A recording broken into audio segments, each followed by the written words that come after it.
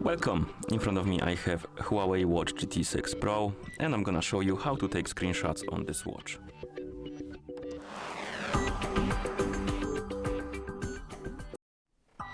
To take screenshots on this watch you need to press the crown and the lower button together. So first let's go to the screen we want to capture. For example, I don't know, maybe let's open the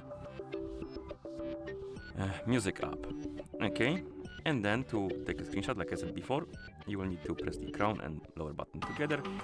You will see the flash on the screen, this like an animation, which means that you took a screenshot.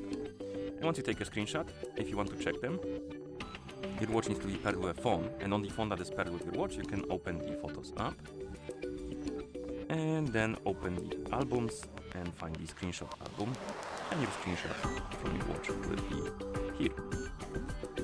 And that's how you take screenshots or screenshot on this watch. Thank you for watching.